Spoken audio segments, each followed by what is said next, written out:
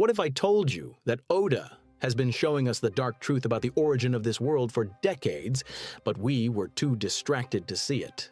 Today we dive into a theory that shatters everything you thought you knew about One Piece. We are going to uncover the secret of creation, why devil fruits are the product of a brutal industrial massacre. The theft of the gods, how Imu harvested the forbidden sun from the souls of deities. The two paths of D, why Luffy and Blackbeard represent two different sides of a stolen divinity, the half-moon and the full moon. The final vengeance, why the war ends with the sea god Davy Jones, and why Brook must pay the ultimate price. Let's start with Doflamingo. Many speculate he represents Imu's methods. He was the mastermind behind Smiles. So what if Imu is the mastermind behind the original devil fruits? Look at the ancient mural. We see industrial factories just like in Wano. Oda is telling us this industry was the real reason for the ancient war. Devil fruits are not natural, they were manufactured. To understand this, we have to look at the deities. The deities came from the moon seeking resources. For a time, they lived with humans. Some were kind, others were tyrants who enslaved humanity. Humans dreamed of the power to fight back. Enter Imu, a king of the Nerona family. Whether out of greed or a twisted sense of justice, he used science to defeat them. He discovered how to harvest their souls, the forbidden sun. When a deity is stripped of this power, they become mortal, left only with their will. To mock them, Imu branded their stolen essence as devil fruits, turning their divinity into something demonic in the eyes of history. He then declared himself God as the ultimate insult to the hollowed-out deities. This is where Lily and Joy Boy come in. The D wasn't just a bloodline, it was a title that split into two paths. The Nika path represents the people of the half-moon. They are the descendants of the robbed deities, focused on preserving history and freedom. But the Davy path represents the people of the full moon. When Rox D. Zebek claimed the throne, he was claiming the original throne of Davy Jones. These two sides of D might hate each other, but they may need to work together to overthrow the fake god, Imu. Lily, a human queen, took the D as a vow, an unofficial pact, much like Vivi is an unofficial straw hat to ensure their memory survived.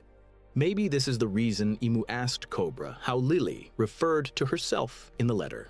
Look at the mural again. It shows deities losing their holiness in refineries. The earth god, consumed by rage, unleashed the hellfire serpent, the Red Line. In Norse mythology, Ragnarok begins when the world serpent, Jormungandr, bites its own tail, forming a ring around the world. That is exactly what the Red Line is. The world was split, and the forest gods sacrificed themselves to create Yggdrasil on Elbaf, a Noah's Ark for all species. While Nika fought to free slaves, Davy Jones chose revenge. And as Nika died, Davy cursed the fruits. Anyone using the stolen power of his race would be rejected by the sea. Is this what Vegapunk wanted to tell about the D? That there are two sides of them having different goals.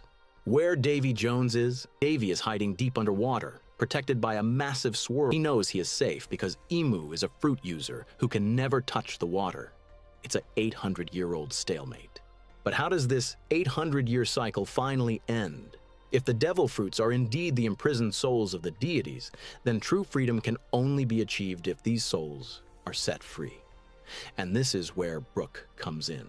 As the Soul King, Brook is the only one who can truly communicate with the souls trapped inside the fruits. To end Imu's era, Luffy has to beat him, but it is Brook who must guide the spirits home.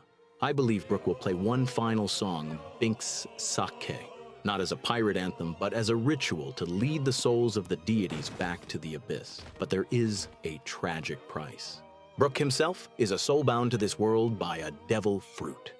When the forbidden flame is extinguished and the deities are liberated, and the power holding Brook's spirit to his bones will vanish. In his final moment, as the red line falls and the souls of the gods rise from the fruits, Brook will look at Luffy and Laboon one last time. With his signature grin, he'll drop the ultimate skull joke. This mission is so heavy, it's taking my life. Oh wait, I am a skull. I don't have a life.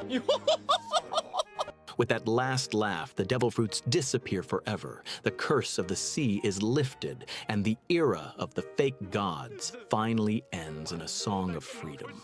Not because he has to, but because he wants to. Would you destroy the devil fruits, even if it meant someone like Brook had to go?